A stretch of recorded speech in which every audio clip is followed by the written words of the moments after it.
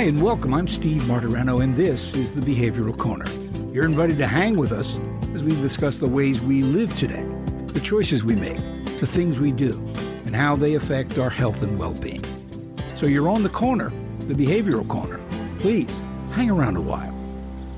So here we are again. We're at the corner, the Behavioral Corner. If you aren't familiar with us, if you're just getting ready to cross the street, hang out for a second. My name is Steve Martirano. We hang here. We talk to people about lots of stuff that affect our lives, our behavioral health aspects of our lives, and that's a big, big topic. We got another interesting fellow that stopped by to spend some time with us. He's no stranger to the program, Darnell Hinton. You get Darnell's story. It's unbelievable. Not unbelievable, but heartening, I should say. Look, I don't have to tell you guys that no matter how nice it is here on the corner, today can be tough. Every day can be tough, given what's been going on across the country and the world with the pandemic. The thought we'd like to impress upon you today that while today may be tough, that doesn't mean that tomorrow cannot be better. And that's what we're going to talk about, an organization who's dedicated to the proposition that you can work towards a better tomorrow. The organization is called Teach One, Feed One, and its founder is with us today, Darnell Hinton. Darnell, thanks for hanging with us on the corner this morning. Absolutely. Thanks for having me, Steve. Thanks for having me. No, it's our pleasure. Darnell's got an amazing story, and we're going to get deep into it. Darnell, as you know, September is set aside every year for National Recovery Month because we need to remind people that as grim as the story is concerning the cycle of the disease of substance abuse, and the goal is always for recovery. It's tough, and we know it's tough, but millions and millions of people, and I'm not exaggerating, 20, 30 million people, the last numbers I see, manage to achieve long-term and successful sobriety. So we've got to, every now and then when we're up to our necks in the hard truth about substance abuse and addiction, remind ourselves that it is possible to come out the other side whole, healthy, and living a productive life through sobriety. You certainly did that, and the result of your recovery created this foundation that we're going to find out about. So tell us about yourself. Where are you from? And give us a thumbnail sketch of your struggles with addiction and how you made it through the other side. Where are you from, Darnell? I'm from Norristown, Pennsylvania. And how old are you? 29. 29. Now, I know you told me in the past, when you've been here before, Darnell's been on this program before, you struggled with addiction. How long were you in active substance abuse problems? So I'd say the first time I ever used, I was about maybe 22 years old at Westchester University. Little did I know at that point that cycle would continue for the next 8 years of my life. So not to say that I can't make one bad decision today and go right back. But today I'm sober and, I'm 29 years old. So I would say that cycle continued for about 8.5 years of my life. You began at what point abusing what and then wound up where? My story is like anyone else's story. My story, it began innocently with, the red Solo cup, the blunt or the joint, whatever you want to refer to it as. At that point, I had no idea that, my life would materialize the way that it did, but it did. And I drank innocently in high school like every other, or I should say many other high school students did. I drank innocently in college like many other college students did. I smoked marijuana recreationally like many other college students did. For myself, I was actually considered a late bloomer. When I was in high school, my friends, they were already smoking weed, they were already drinking, and I didn't, touch my first drink or, smoke my first blunt until I was about 18 years old. So, that cycle, those, me drinking and me smoking, that kind of carried over into college. And then, that's kind of when things started to spiral out of control. I'd say it was the idea of, the weed, it no longer did for me, what I was looking for. So, in high school and in college, when I first started smoking weed, it kind of gave me this like relaxed, laissez-faire kind of,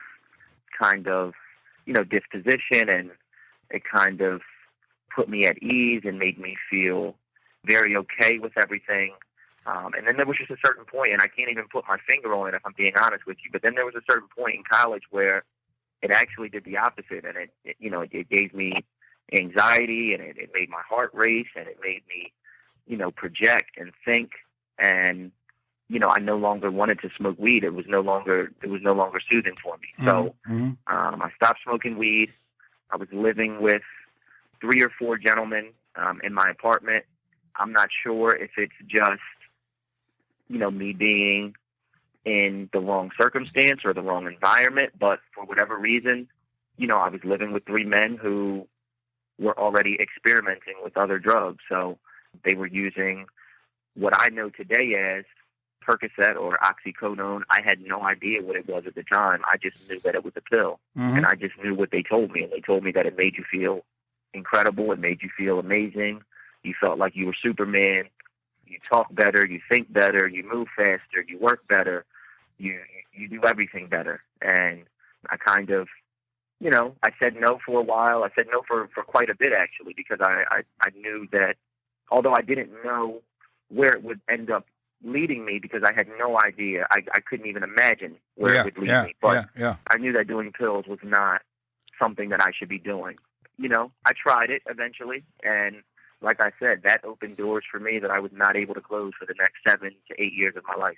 Did that wind up in a active heroin habit? So yes. So that led to that. It opened doors. It opened doors for me like many others that, I could not even imagine in my wildest dreams when I was a kid playing, pee-wee football or pee-wee baseball. Never in my wildest dreams would I ever, or anyone connected to me, or anyone for that matter, who struggles with addiction. I'm sure their parents and their loved ones could not have imagined at the age of 6 that this is where their child would be. But, it happened. Yeah, Darnell, this is what is endlessly fascinating. I've done years of these interviews now, and I'm always struck by that story, because I always say this, that all stories of substance abuse and recovery are the same, except they're different, but they're similar in very striking ways.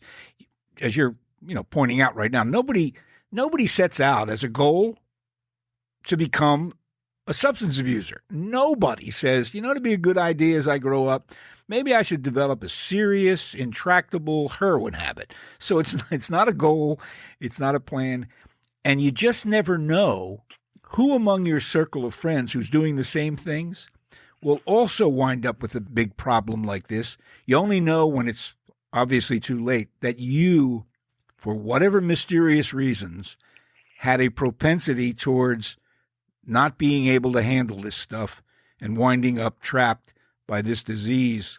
Of those guys you were hanging with initially there who helped you move into the next level, how many of them wound up with serious substance abuse problems?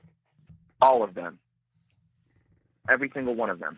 So that's the other factor that's often similar, is that the behavior is made to look relatively normal because you surround yourself with people who are doing the same things, right? Yeah. Yep. So, and I struggled with that for years. I've been to treatment 10 times, 9 or 10 times. So for me, I'm a thinker and I want to understand things. And if you know anything about disease of addiction, it's a very subjective and it's a very convoluted disease. I struggled with that for years as far as understanding, is this something I was born with? Or is this something that I was just a product of my environment? So if I wasn't living with those guys at that time, is this something that could have been avoided, or is this something that was going to be inevitable? And regardless whether I lived with those guys or not, regardless whether it was Percocet or whether it was alcohol or Xanax, no matter what it was, this was going to happen regardless. So. Yeah. It's another fascinating aspect of the disease of addiction is that you never really understand, and nor does it matter, whether you were born this way, right, or you developed it. It doesn't even matter once you're trapped into the disease. 9 or 10 trips in and out of rehab, numbers like that no longer surprise me. It is very rare for the person who has a problem that you had to go to a treatment facility and immediately get better and maintain sobriety. So trips in and out of rehab don't surprise me. Under what circumstances did you get to your first rehab? What made you go, I gotta get some help right now? I was very open with my family and my parents. I would say towards my senior year of college, that's kind of when things started to spiral out of control, and I started to, I guess they would say, my life started to become unmanageable. So my grades started slipping. My relationship with my family started slipping. My relationship with my friends started slipping. My behaviors weren't quite adding up. So things were different. I was doing things that just didn't make sense to people around me and having to make excuses for it. And they knew something was off, but they didn't know that I was abusing drugs. They just knew that the things that I was telling them and the stories that I was telling them and the things that were happening in my life were just different, and they were off, and they just didn't make sense at the time. So I would say, towards my senior year of college, I knew that I had a problem. I just didn't know. This was new to me. So I didn't know, where to begin or, what the steps would be. Like, do I go to an NA meeting and then I'm cured? Or do I reach out to someone and tell them that I need help? Or do I just stop taking it altogether and then I just get better? I had no idea that this would even lead to, the intense withdrawal symptoms that, result from, an opiate addiction. I had no idea about any of that. But, I would say the further and the more that I used, I knew that something needed to change. So I need help of some sort. I need to talk to someone. I need to do something. So I went to my mother, actually, because I'm a lot more comfortable talking with my mother than I am probably anyone else in the world. So I told my mom that, listen, I need to be open with you. I don't want you to tell, my little brother, because I feel like he looks up to me, and I just don't want him to go down the wrong path. But I think that I might have a drug problem. She asked me what I was using. She tried to keep it together, but she was, I can tell she was completely, heartbroken, but she tried her best to be there for her kid. I told her, that I've been using Percocet or oxycodone, however you want to refer to them, and I can't stop. I don't know how to stop. I want to stop, but I can't. Like me, and like anyone else who is learning this for the first time, she didn't really know what to do either. She just knew that I wanted to stop, and we needed to figure out a way for me to stop. So we arranged an assessment at Rehab for Work in Pottstown, Pennsylvania. I sat down with a very nice woman named Nicole. They ask you the series of questions that they ask you, and that's kind of when things hit you, and that's kind of when you realize that you really do need help, is when you sit down in that chair and they start asking you these questions. Mm-hmm. And they ask you some pretty deep questions, and then you have to answer them. And you're sitting across from someone with no bias. They don't know you from a can of paint. And, they don't want anything from you. They just want to help you. So that's kind of when everything sinks in and really hits you emotionally. So I sat down with her. She asked me her questions. We came up with our course of action, which at that time, she said that she wanted me to attend outpatient sessions for 3 days a week. For me, I can just speak on my experience. Me going to outpatient before going to inpatient, it never worked for me. So I went to the outpatient sessions for maybe 2 weeks. I still was using while I was going into the outpatient sessions around, the urine samples and the urine tests. It came a point in time when, I had an incident where I had a doctor prescribe me naltrexone, which is pretty much like the Vivitrol pill form. That's to cut cravings, right? Correct. That's to cut cravings, and that is to block your opiate receptors as well. Right. The doctor very clearly explained to me that you need to be abstinent and sober, and you need to have, no oxycodone in your system for at least 7 to 10 days. He made that very clear to me. I did not take the doctor's suggestions because, he said that if you don't, you'll experience withdrawal symptoms. I didn't know to what level he meant. I just knew, okay, I've been through withdrawal before. If I take this, I'll be okay. I took it, and I had literally used, the day before, and it put me into the worst withdrawal of my life. And, my parents got scared. I went to the hospital, and the next day we decided that it was time for me to go into treatment. That's a process people don't understand. I mean, multiple trips into rehab, as I said, is pretty common. And then you relapse, and it's sort of like falling down. If you're in a race and you fall down, that's, tough. But if you don't get back up, you're never going to get to the end of the race. But you did. Do you remember that moment when you started to take it seriously? Every time I went to treatment, I took it serious. Like every time, like I knew that this was not something that I wanted to do. I'm of the mindset that everyone wants to change their life. Like no one goes into treatment, says, okay, this is what I want to be for the rest of my life. In the bottom of their heart, that's how they feel. But there are some people who go in and they don't take it too seriously, and they just say, okay, I have no intentions of getting clean this time. I'm just going to come in, do my 30 days because my parents made me, and I'm going to go back out and use. I can say, and I can tell you, wholeheartedly, I was never of that mindset. Every time I went to treatment, I wanted to stay clean. I wanted to get better. I knew that this is not something that I wanted to be or that I wanted to do for the rest of my life. For whatever reason, I know now that it's all a part of the process, and it made me who I am today, and it forced me to learn those tough lessons. But, every time up until that last time, I was just not able to stay clean. Yeah. I just wasn't. It doesn't mean that I wasn't serious about it. I just wasn't able to stay clean for whatever reason.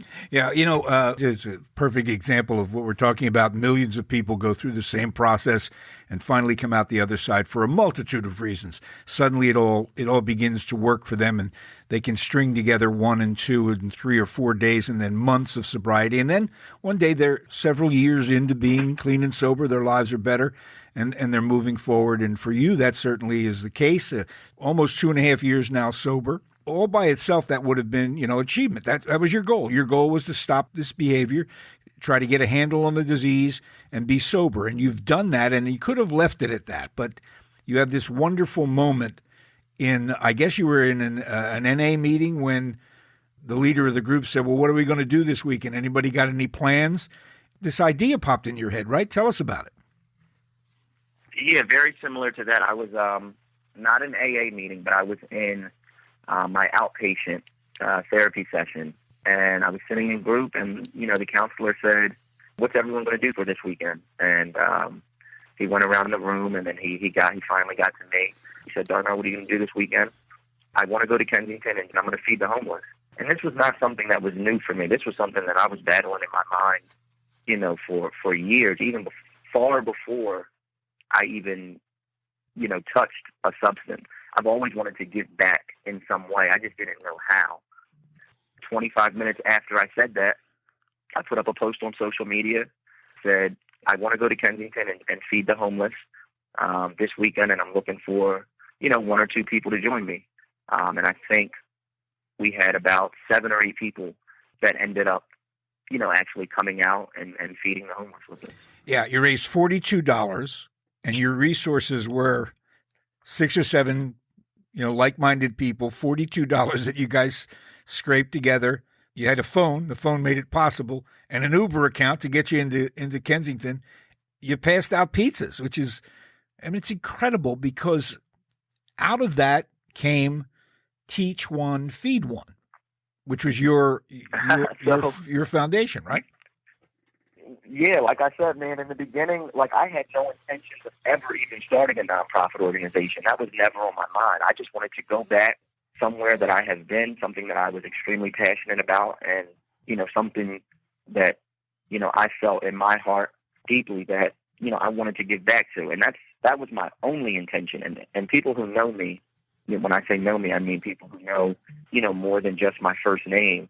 People who know me at heart, they know that was my only intention, was to just try and make a difference and give back to someone in a similar position. Yeah. And, that's how it started. I want to hold you up right there because I don't want to get too far ahead of ourselves. I want people to understand what we're talking about. He's a guy sitting in a room, conquering his demons and deciding, what the hell, I got some time on the weekend, I'm going to go feed some homeless people. And the result is his foundation, which we're going to find out more about straight ahead. Our guest is Darnell Hinton, a remarkable young man, believe me. We learn a lot from Darnell.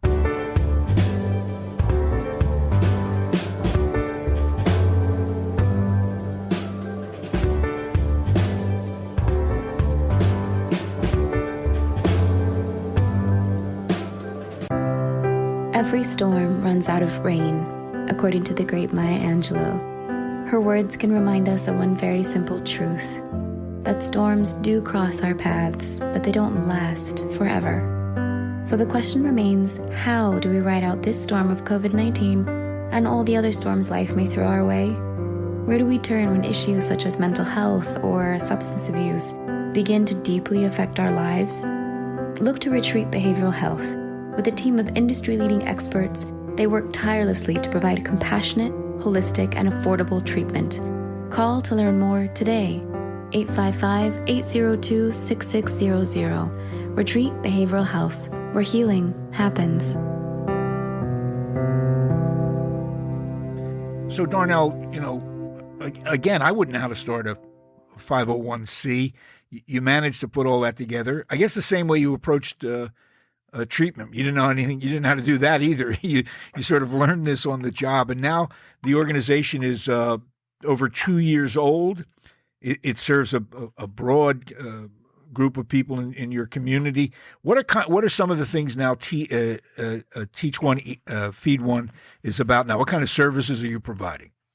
Our mission is everything we do, we believe in eliminating the stigma attached with addiction and challenging the way that the disease is approached. So we offer a variety of resources and a variety of programs to different people. So we assist with treatment assistance. So we assist people taking that first step and offer them the resources they need to enter treatment.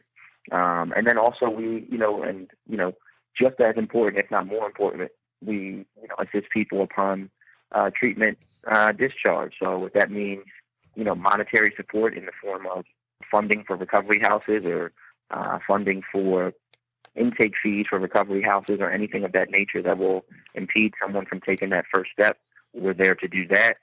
We also have a variety of programs for those in recovery that range from we have a criminal history background program where we had one guy who had about, I want to say, $2,000 in fines that he's accumulated in his addiction that he would not have accumulated if he were not abusing drugs. Mm-hmm. So too many times we see people in that situation where they do things to get their next high or to get their next drug, and they do something that they would not have done if they were in their normal state of mind. So like stealing from Walmart or stealing from a convenience store, something that just would not have happened if they were not trying to get their next drug. And certain guy that I'm referring to, he had about $2,000 in fines. We reached out to him. We found out his story.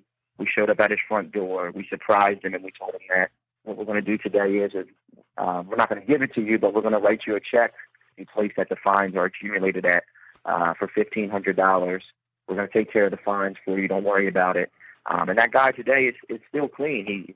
I don't want to say because of that, because I'm not that self-righteous, but that assistance and that bridge that we were able to get with him, today, he's still clean. He's a licensed driver now.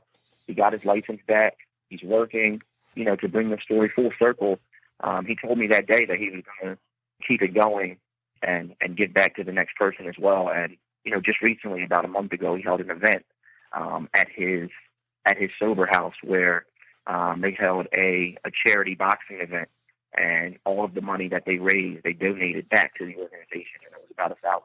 So wow, that's great. It was amazing. So it was incredible, man. We have so many programs. We have family abandonment programs where we offer means of support to women or men that have been completely shunned or abandoned from their family, and they're doing everything they can to stay clean, and they just don't have any other means of support because their family has completely abandoned them. And, we offer support to them. We have a program where we assist children that have lost loved ones, due to the disease of addiction, where we offer different means of support to them. And, whether that's monetarily or whether, they're kids. So whether that's just taking a kid to a Flyers game and just letting them be a kid for a day and just letting them enjoy himself.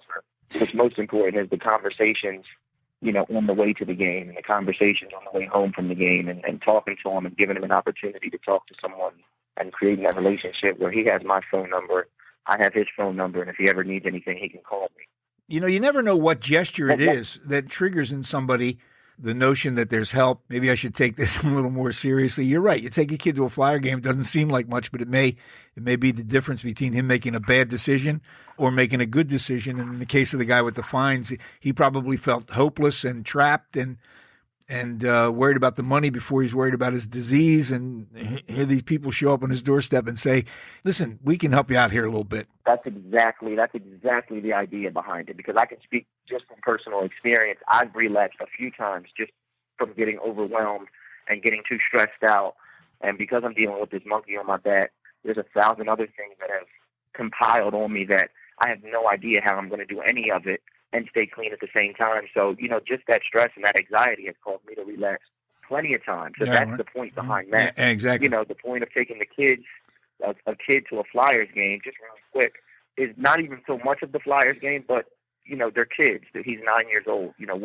What else can we do? How else can you reach a kid than to do something like that for them? And they have a very short attention span at that age, and there's very little things that you can do to reach a kid at that age. So it's just, just trying to touch them young and create that relationship with them while they're young. So when they get a little older and they start branching off into different things, we're still here, and, we can start to expand on that relationship even more. Yeah, it's a very powerful event because you never know what gesture, what helping hand, no matter how large or small, might be the thing that changes someone's life forever, because very often it's probably the nicest thing that's happened to them, maybe in years.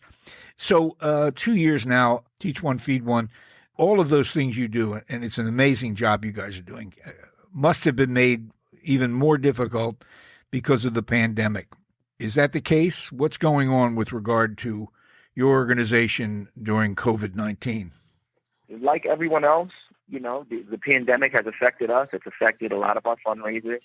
One of our fundraisers was canceled. We've had to go virtual with, a few of our other fundraisers. Our golf outing is coming up September 28th, Monday, September 28th. We still have 5 spots available if anyone is interested. www.teachonefeedonegolfouting.com. Once again, www.teachonefeedonegolfouting.com. We're just doing our best to adapt with the times and keep the ball rolling and embrace this opportunity as a time for growth and a time for, ways to expand the organization in different ways that may not have been thinking of, before COVID-19. Mm-hmm. We're not looking at this as a limitation at all. We're just trying to, as opposed to, finding problems, we're looking for solutions. Solutions, so, yeah. If we can't have, our 5K that we traditionally hold, it's just going to be too many people. So we're going virtual this year. We're just going to have a virtual 5K where you can run the 5K on a treadmill at home. You can run it around your block. You can run it at your local gym, wherever you see fit, and that's just, kind of how we're trying to approach everything in the current time. Well, Darnell, everybody's hitting everybody up for money. Everybody is struggling as a result of the pandemic, and made much worse in the substance abuse community. But I would urge anybody that hears Darnell's story, if you want to get involved in any of those things, this is a good organization. They're down on the ground. They're real close to the problem, and they're making a difference. And it all began because our young guest, was sitting in a room, asked the question, "What are you going to do this weekend?" And he said, "I'm going to go get some pizzas and go feed some people who are hungry." It's an amazing story about somebody who went, "You know what? I'm not going to sit around trying to figure out who's going to solve problems. I'm just going to do this because I can do this. This I can do." We need to remind ourselves of that, and that's why we're always grateful to have somebody like Darnell, and there aren't enough people like Darnell on the show to remind us all that, yeah, there are big problems, but there are things we can do. Darnell, thanks so much again for your work. Congratulations on your sobriety. And again, if people want more information about Teach One, Feed One, give us the website again and phone number if you want to do that as well. Absolutely. So our phone number is 267-467-4980. All general donations. So anyone just looking to visit our website and get some more information about Teach One, Feed One, or just to make a general donation, it is www.teachonefeedone.com. www.teachonefeedone.org. Once again, www.teachonefeedone.org. Anyone interested in our next upcoming event, which is our second annual golf outing, that is www.teachonefeedonegolfouting.com. Once again, any golfers interested in the golf outing, Monday, September 28th, www.teachonefeedonegolfouting.com. Hey, Darnell, thanks for hanging with us on the corner. Every time I hear your story, it makes me feel better. Keep up the good work and come hang with us again soon, okay? Okay, awesome, Steve. Thanks for having me, man. Anytime. I appreciate it. Our pleasure.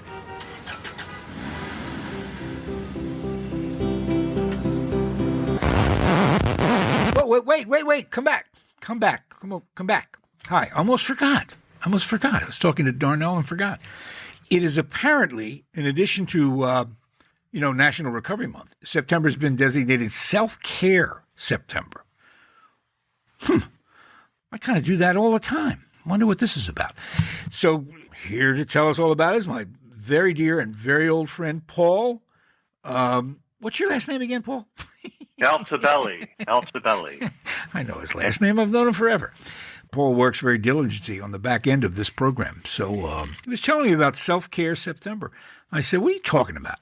And so here he is to tell us. What's SelfCare September? SelfCare September it's really akin to like a 30-day challenge. The goal of SelfCare September is to make self-care a part of your daily routine. Like what? Above and beyond. Brushing your teeth. Things you would normally do on a regular day. These are things like taking time to be still for a few minutes, connecting with somebody you haven't talked to in a long time, getting creative, maybe painting for a couple minutes or composing music or something that ultimately, Steve, puts a smile on your face. Makes you feel something good. That you're doing for yourself. Oh, okay. So did you do this last September or what? Yeah, I did this last September. I've got this friend at work. Her name is Lauren, and I call her my spiritual Sherpa. And I follow her on Instagram. And she started doing this 2 years ago. Because every day she would post what she was doing for herself that day. And one thing that caught my eye is that she made an appointment to see a doctor about something she had been pushing off for a long, long time.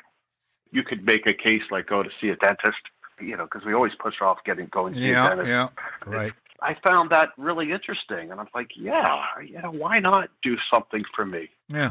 So when I did it last year, it was really me kind of checking off a honey-do list. My wife told me that you got to paint the room and you got to do this. And it made me happy, but it really wasn't the spiritual part of it. I was getting a haircut. I did a facial mask. I cleaned out my closet and gave my clothes to charity.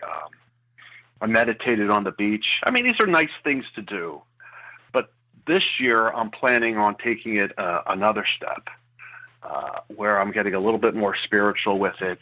I'm really, concentrating on what I can do for myself mentally and physically. It sounds very selfish, but of course, if you begin with yourself and you feel good about that, you're more inclined to be happier, more productive, and maybe help somebody else, right?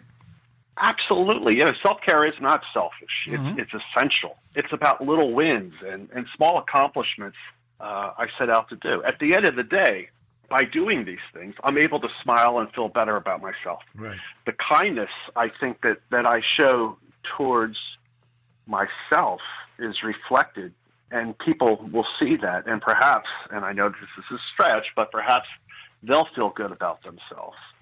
And ultimately, it's a kinder, gentler, nicer world. So do you have your list of what you're going to do every day in September? Yeah, and what I want to do, Steve, is I want to put these on our website and share them with our listeners, share them with our followers. Oh, that's a great idea. And in hopes that they'll do it too. And then on our Instagram and Facebook and Twitter, I'll post every day what I did, and I encourage our listeners and followers to do the same. Excellent idea. That's a great idea. I'm going to compile my list right now for myself. Okay. I got a couple already. Visit my parole officer. Donate a kidney. that kind of stuff. That would be great. That would really help. That would be fantastic, except that would be my donation for the month. Anyway, it's a great idea, Paul. I hadn't heard of SelfCare September, but I approve. And let's do this, okay? And we'll keep an eye on Paul and see how he's taking care of us, and by extension, everyone else, if they're doing the same thing. Great idea, Paul. Thank you. All right. Thank you.